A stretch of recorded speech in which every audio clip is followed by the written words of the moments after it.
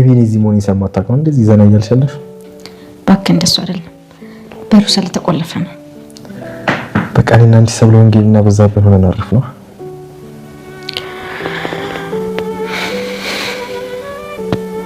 አሁን በጣም ደስተኛ ነኝ። እኔም በጣም ደስተኛ ነኝ። ግን የህይወቴ ትልቁ ደስታ ገና ነው። አሁን ትንሾቹ ላይ እየነኳቸው ያሉት።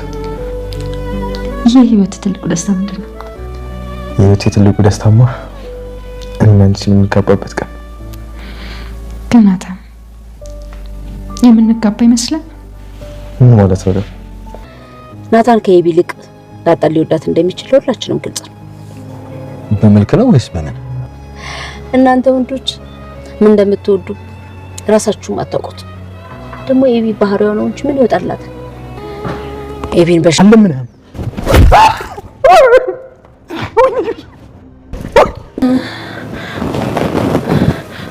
ቆይ አባዬ ምን ልታደርግ ነው የመጣኸው? አባትሽ አይደል እንዴ? ምን አደርግሻለሁ? አባት ልጁን ይጠብቃል እንጂ ያጠቃል እንዴ? ማለይሽ ምን ማለት ነው? ቆይ ይኸውልሽማ ቅድም የሚገርም ሀሳብ ያስብልኝ። ይኸውልሽ ከ3 ቀን በኋላ የእነማየ አንቨርሰሪ ነው። ከምር ነው? አዎ ይኸውልሽማ ለውሃም ለአዲሱ ጥበቃም ለኤቢም ለለዛም ለሁሉም እንንገራችሁና በቃ የሚገርም ሰርፕራይዝ እናድርግ። እሺ ግን እንዴት ነው ሰርፕራይዝ እናደርጋችሁ? እሱን ለእኔ ትወዳት። ይኸውልሽ እኔ የሚገርም ሀሳብ አስቤያለሁ። በቃ ይኸውልሽ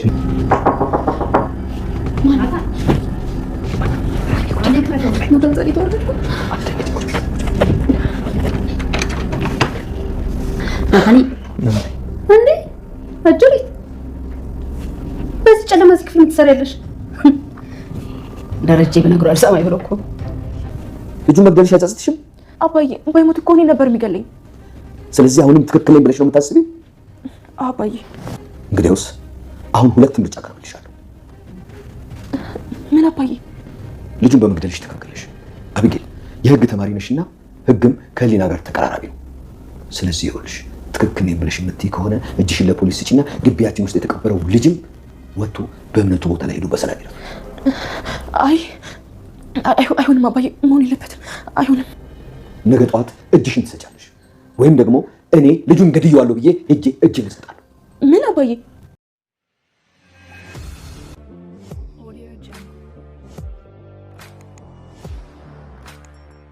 ወይዘሮ ማርታ ዲያጣንና ናታንን እጅ ከፍንጅ ያዘቻቸው። አቶ ደረጀ አቢጌልን ሁለት ምርጫ ሰጥቷታል። ከሁለቱም ምርጫ አንዱንም መምረጥ አልቻለችም። አቶ ደረጀ ስለ እውነት እቆማለሁ የምትይ በዛ ላይ ደግሞ የህግ ተማሪ እስከሆንሽ ድረስ የሰው ነፍስ አጥፍተሻልና እጅሽን ለፖሊስ ስጪ ብሏታል። እንደዛ ካልሆነ ግን ልጁን እኔ ገድየዋለሁ ብዬ እጄን እሰጣለሁ። ነገ ማትሄጂ ከሆነ አለያም እኔ ራሴ እጅሽን ወስጄ ለፖሊስ ሰጥሻለሁ ብሏል። ወይዘሮ ማርታ አቢጌልን አቶ ደረጀ አሳልፎ እንዳይሰጣት እየለመነችው ነበር። አቶ ደረጀ ግን በአቢጌል ላይ ያለውን ተስፋ ቆርጧል። ሰላም ሰላም፣ ውድና የተወደዳችሁ ውድ ቤተሰቦች እንደምን አላችሁ? በያላችሁበት ሰላማችሁ በዘት ተረፍ ይበል እያልን በአዲስ መጥተናል። በቅንነት ላይክ፣ ሼር፣ ሰብስክራይብ እያረጋችሁ ቤተሰብ አድርጉን። በባለፈው ክፍል ቤተሰቡን እንግዲህ ያደናገጠውና ያደነባበረው ክስተት ውሃ በር ልከፍት በወጣችበት ጊዜ አቶ ገዛኸኝ አዲሱ ዘበኛ በር ሲከፈት ኮፍያ ለብሶ ስለነበረ ብዙ ሰው መጣ ብላ ውሃ የውሃይን እንግዲህ አንዱን ገዛኸኝን በጥፋ አባስቶባት በጣም ብዙ ሰዎች ኮፍያ ያደረጉ በር ላይ ተሰልፈዋል ብላ ነበር። በዚህን ጊዜ አቢጌልም ተደናግጣ እናቷን እማዬ መደበቅ አለብኝ፣ አሳልፋችሁ እንዳትሰጡኝ፣ ሸሽጉኝ እያለች ስትሮጥ ወደ ክፍሏ ሄዳለች። ውሃም እንደዛው። ወይዘሮ ማርታ ተደናግጣ ቢሆንም በሩን ለመክፈት ወደ በሩ በሄደችበት ጊዜ በር ላይ የነበረው ግን ገዛኸኝ ነበር። ገዛኸኝም በር ላይ ቤት ውስጥ እየተፈጠረ ያለውን ነገር በመስኮት ይመለከት ስለነበረ ምንድነው የሚያደናብራቸው፣ ምን እየተፈጠረ ነው የሚለው ነገር ለሱም ግራ ገብቶት ነበር። ወይዘሮ ማርታ እየፈራችና እየተንቀጠቀጠች በሩን በከፈተች ጊዜ ገዛኸኝ ብቻ ነበር የነበረው። የታሉ ብላ ነበር። ሚስጥር ልታወጣ ምንም አልቀራትም።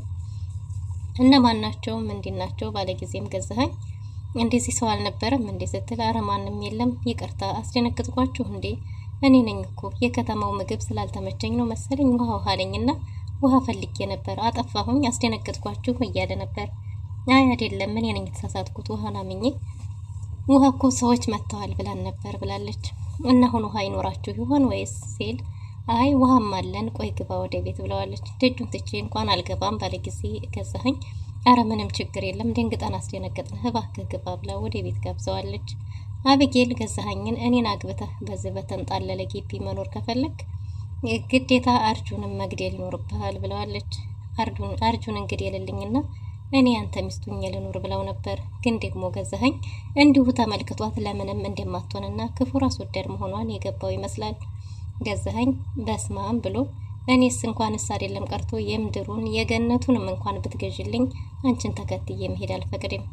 እኔ ለጥላት የማያደርገው ያንቺን እኔ ገዛኸኝ በድብድብና በሴት አልታማም። ወንድነቱን አትጠራጠሪ፣ ግን ደግሞ አንቺን ማግባት አልፈልግም ብሎ ቁርጧን ነግሯታል። ግን ደግሞ አርጁንን እንድትደበድብላት አስጠንቅቃ ነግረው ነበር። እናም እንግዲህ አርጁን ወደዛ መንደር አገራማም ብሎ መጥቷል። አርጁን ወደዛ ግቢ በመጣ ጊዜ ገዛኸኝም በሰላም ነበር ያስገባው። ግን ደግሞ ከገባ በኋላ እያናገረው ነበር። አንተን እንዲገል ታስያለሁ ባለው ጊዜ አርጁንም እንግዲህ ገዛኸኝን ለማስፈራራት ቢሞክርም ግን ገዛኸኝ በያዘው አጣና ቆርጦ ከእግሩ ጥሎታል። አርጁን በወደቀበት እባካችሁ አቢጌልን ጥሩልኝ እያለ ነበር። ግን ደግሞ ገዛኸኝ እሷ መስላኝ እንዲደበድብላት እንዲገልህ ያዘዘችኝ እንደውም ግደልልኝ ነበር ያለችኝ ብሎታል። ጭራሽ እሷ ናት ያለችው በተባለ ጊዜ ጥሩልኝ ብሎ ነበር። ውሃና ምጥን እጅግ በጣም ተደናግጠዋል በተፈጠረው ነገር። ግን ደግሞ አቢጌል በመጣች ጊዜ እንዴ ገዛኸኝ እንዲህ አልነበረም እኮ በሬም ብቀጥቅጥልኝ አልነበረም እንዲህ ያልኩ ባለችው ጊዜ ጭራሽ አንቺም ነሽ ያስደበደብሽኝ፣ እንግዲያስ ዛሬ ጠብቂ ፖሊስ ብሏታል። አቢጌልም ግደልልኝ ነበር ያልኩ እንጂ አስተርፈው አላልኩም ነበር ብለው ነበር። ገዛኸኝ ወንድነቴን ካሳየው በቂ ነው። እኔ እንኳን የሰው ደም የለብኝም፣ ሰውን አልገልም፣ ይሄ በቂው ነው። አንተስ እንደዛን ጠጥንጠጥ ሲያረገህ የነበረው ወንዲ መሳይ የተውሶ ወንድነት ነው እንዴ? ቁጭ ብለህ ሽና ብሎታል። እንግዲህ ገዛኸኝ አርጁንም እያነከሰና እግሩን እየጎተተ እንደተለመደው ጓደኛዬን እስካላመጣሽ ድረስ እኔ ፖሊስ ይዤ እመጣለሁ ብሏታል። አንተ ወንጀለኛ ነህ፣ አንተ ራስህ ትታሰራለህ፣ ቆመህ ጠብቅ ፖሊስ እዚሁ ብለው ነበር። አርጁን ግን ያመረረ ይመስላል። እኔ ራሴ ፖሊሶቹን ይዣቸው እመጣለሁ፣ መታሰር ለኔ አዲስ አይደለም፣ አንቺም እኔም እዛው እንታሰራለን። ለኔ እንኳን ቤቴ ነው፣ የሚከብደው ላንቺ ስለሆነ ምንም አታስቢ አልፈራም ብሏት ዝቶ ሄዷል። አርጁን እንዲያለው እንደፎከረው ፖሊስ ይዞ ይመጣ ይሆን? በሌላ በኩል እንግዲህ የአቢጌል እዚህ ችግር ውስጥ መግባት ለዲያጣና ለናታን ጥሩ እድል የሆነ ይመስላል። ዲያጣና ናታን ያለማንም ከልካይ እንደፈለጉ እየተገናኙ ፍቅራቸውን እየቀጩ ነው። እንግዲህ ዲያጣ አባቷ ያላት የጣለባት አማና የከበዳት ትመስላለች። አባቴ ጨክኑ አንተን ራሱ እንዲተው ካዘዘኝ ልተው ምንም አላመነታም ብላለች። አቢጌል የአባቷን ትዕዛዝ ለመፈጸም ተዘጋጅታለች። አባቴ ቀን የሚጠብቀው ብዙ ነገር አለ፣ በጣም ብዙ ዋጋ ከፍሎልኛል። እኔ እንኳን ወደዛ ወደ ነበርኩበት ወደ ጎዳና ህይወት ልመለስ ስለው እሱ በጭንቀት ውስጥ ሆኖ አትሄጂም ብሎኛል። በዛ ላይ ትዳሩን እንዲህ አጣብቂኝ ውስጥ የገባው በእኔ ምክንያት ነው። ስለዚህ አባቴ ለኔ የከፈለልኝ ዋጋ ብዙ ነው።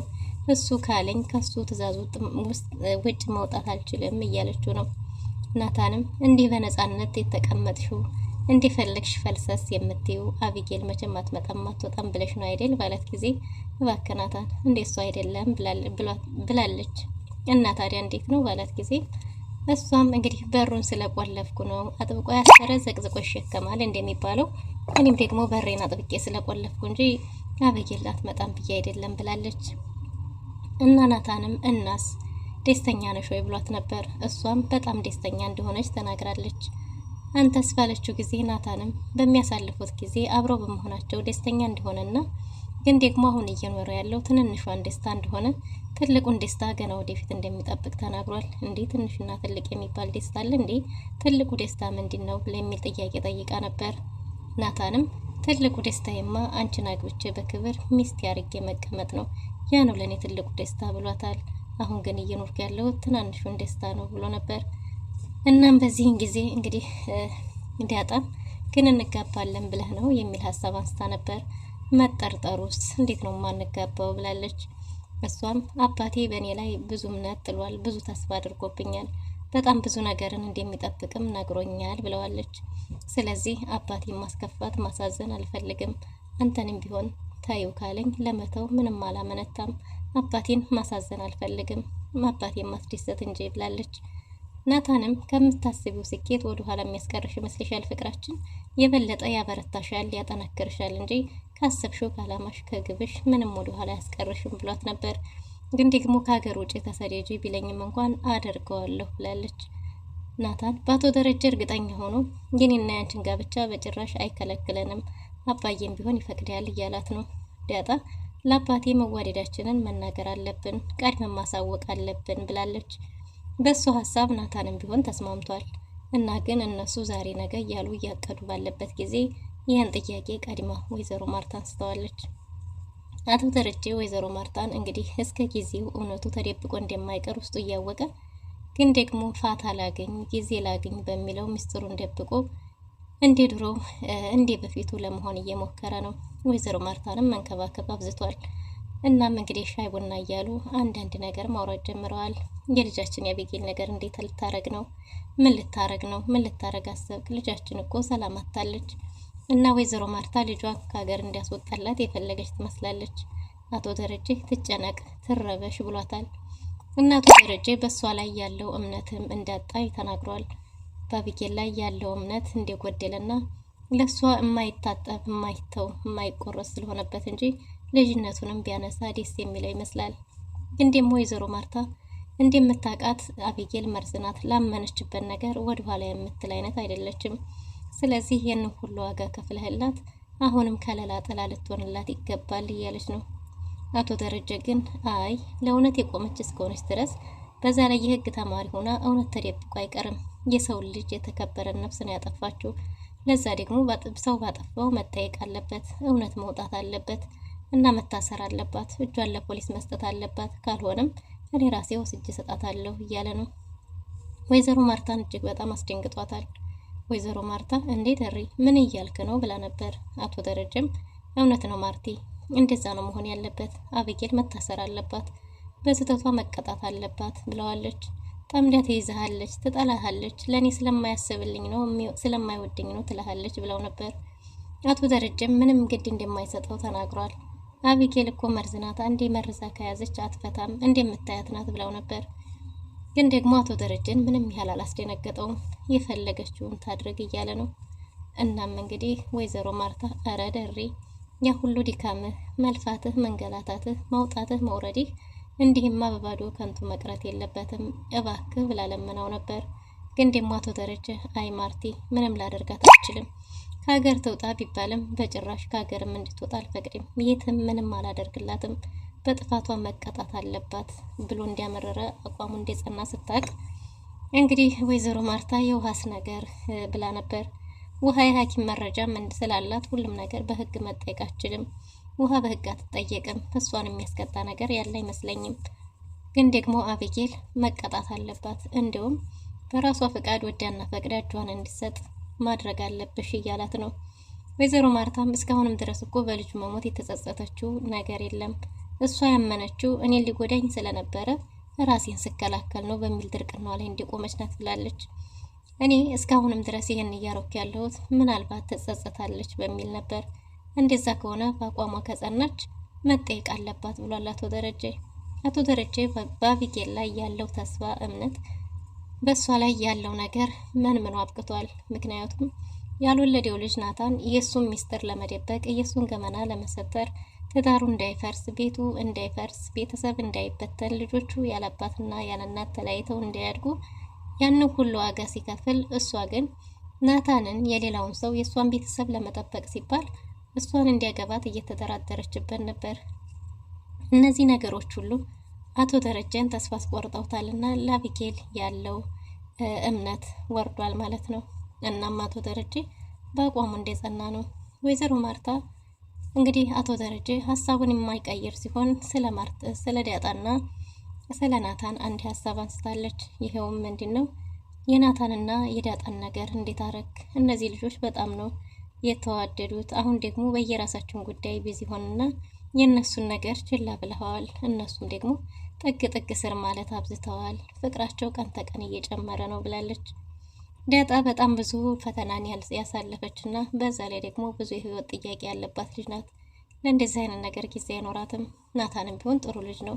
እነሱ በእንደዚህ አይነት ስህተት ላይ አይወድቁም ብሏል አቶ ደረጀ።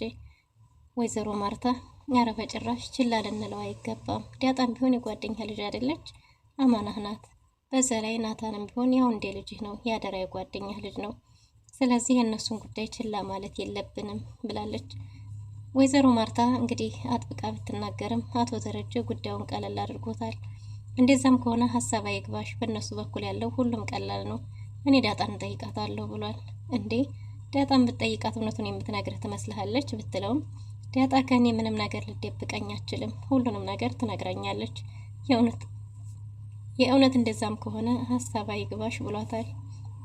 እሷም ዳጣ እውነት የምትላትን የእውነት እንደምትላት ያህል ታማኝና እውነተኛ ከሆነች ትነግርሃለች፣ ጠይቃት ብለዋለች። ግን ደግሞ ላይጠይቁ ይችላሉ ብለው ነበር፣ ግን ላይነግሩ ይችላሉ ብላ ነበር። ግን ደግሞ አቶ ደረጀ በዳጣ እርግጠኛ ሆኖ እንደምትነግረው ቃል ገብቶላታል። እሺ ተባብሎ ተስማምተዋል። በዛ ላይ እኮ አቢጌልን ብትሆን እኮ በሽታ የሆኗት የበለጠ ህመሟን ያባባሰው የእነሱ ፍቅር ነው ብላለች። ግን ዳጣ ናታን የሚወዳት ይመስልሻል ባለ ጊዜ አዎ እሱማ ግልጽ ነው፣ ታቢጌልና ከዳጣ ማንን ሊወድ እንደሚችል ግልጽ ነው ባለች ጊዜ በመልክ ነው በምንድም ብሏል አቶ ደረጀ። እናንተ ወንዶች የምትወዱትን እኮ አታውቁም። እሱማ አቢጌልስ ብትሆን ምን ይወጣላታል? ልቅም ያለች ቆንጆ የኔ ልጅ፣ እኔና እሷ እኮ አንድ ላይ ስንወጣ ብታይ የወንዱ በአይነት ነው የሚሰለፈው እያለች ወይዘሮ ማርታ ልጇን በአባቷ እንግዲህ ጥሩ እይታ እንዲኖራት በአባቷ እንድትከበርላት እያስተባበለች ነው ማለት ነው። ግን ደግሞ አቶ ደረጀ ስለ አቢጌል አሁን ላይ እየደከመ ይመስላል። የተቻለውን ሁሉ አድርጓል። አሁን ላይ ግን ተስፋውን የተሟጠጠ ይመስላልና ለሱ ምንም ግድ እየሰጠው አይደለም። ማርት እያታስቢ እጠይቃቸዋለሁ ብሎ ነው ነገሩን ቀለል አድርጎ ያለፈው። ዳጣ እንግዲህ የዳጣና የናታን ፍቅር አደባባይ ወጥቷል። አቢጌልም ብዙ ነገር አይኗ እያየ ነው።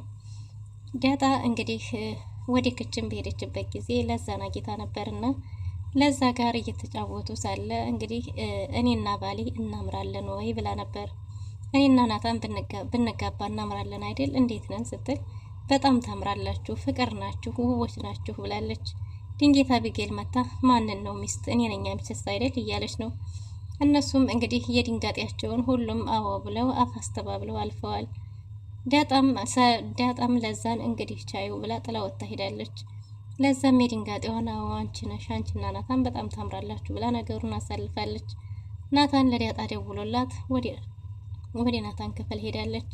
አቶ ደረጀም እንግዲህ አቢጌልን ሊያናገራት ወደ አቢጌል ክፍል በገባበት ጊዜ አቢጌል አባቷን ስታይ ልክ እንደ አውሬ እየሸሸች ነው። አቶ ደረጀም እኔ እኮ አባትሽ ነኝ፣ ለምንድን ነው የምትሸሸኝ? እኔ አስፈሪ ነኝ እንደ እያላት ነበር። አዎ አስፈሪ ነህ፣ አንተ እኔን ለማሸማቀቅና ለመቅጣት ብቻ ነው የምትመጣው ብለዋለች። እሱም አባት እኮ ቃጭ ብቻ ሳይሆን መከበሪያምና ተከላካይ ነው፣ ጠባቂም ነው። እንዴት ባስፈሪ በአንድ በኩል ብቻ ትመለከቻለሽ ብሏታል። እሷም አንተ ለኔ ጥሩ ስሜት የለህም፣ አትወደኝም። ስለማትወደኝም ይኸው አርጅን ራሱ አንተኔ እንደማትወደኝ ስለሚያውቅ ንቆኛል፣ እዚህ ድረስ መጥቶ ነበር ብላለች።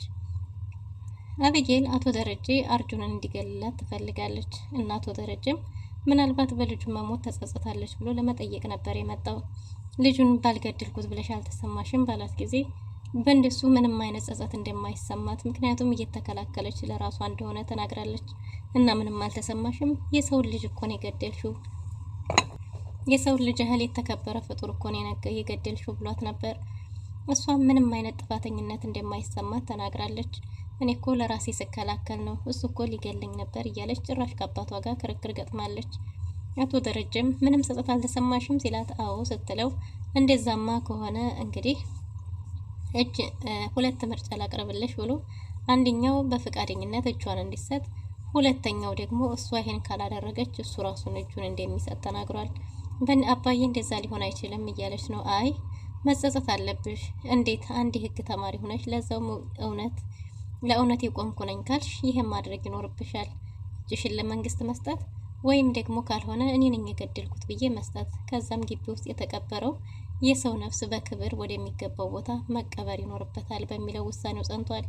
አቢጌል ግን በጭራሽ እንደዛ አይሆንም አባዬ እያለች ነው። እሱ ደግሞ ይህን እንደሚያደርገው ደጋግሞ ነግሯታል። አቢጌል ግን በጭራሽ ይሄ መሆን የለበትም እያለች ነው።